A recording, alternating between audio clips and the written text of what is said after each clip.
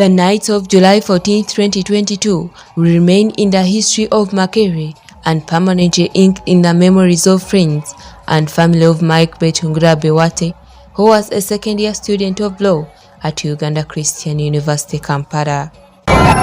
Bewate was stabbed to death at Makerere Sibirwa Hall during a violent general campaign organized by Electoral Commission at Makerere Rugby Arena grounds. Betungura had come to campaign for his long-term friend, Justice Tukamshaba, who was an FDC flag bearer.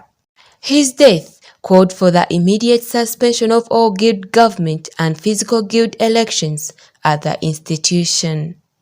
In a letter signed by the chairperson University Council Lona Magara and the University Secretary Yusuf Chiranda, on 15th July, the council made a decision to ban all physical guild elections and stated that any further elections shall be virtual, a statement which has sparked mixed reactions among students. Such says that when you're physically in contact with somebody, the amount of information you share with them is most probably effective.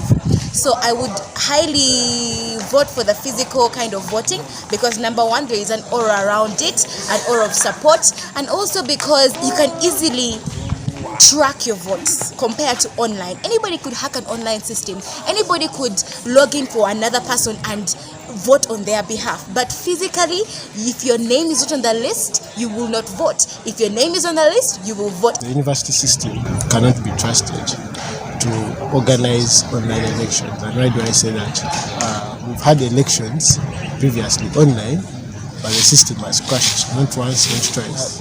It's very complex to actually register and be an online voter because one is required to take photos of your ID and scan things here and there. If you don't have an ID, you need to use your admission letter. So the requirements of actually being verified as an online voter is very hectic.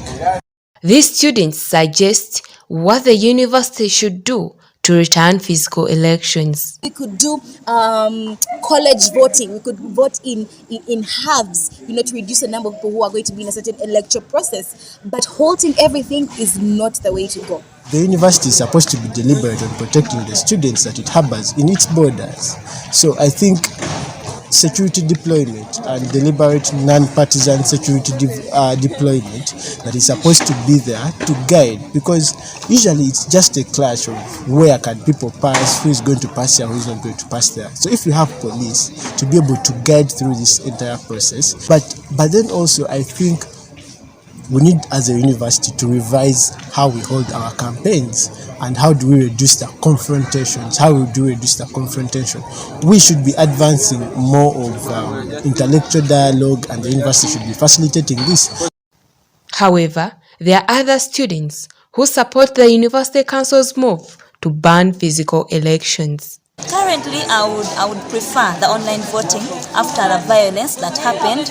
I wouldn't really want to see something else of that sort, but they should be able to provide good network if possible.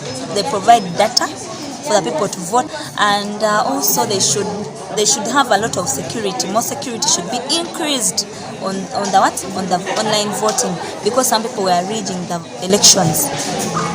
Yeah, and you find that some students could reach the portal when people have already voted. It is not yet confirmed when the next guild elections shall be held.